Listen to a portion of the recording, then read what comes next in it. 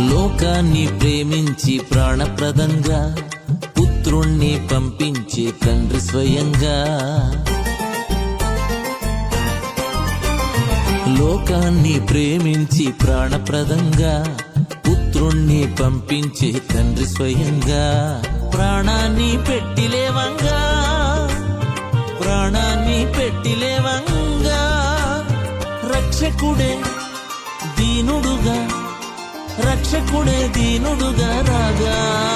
పండుగ పండుగ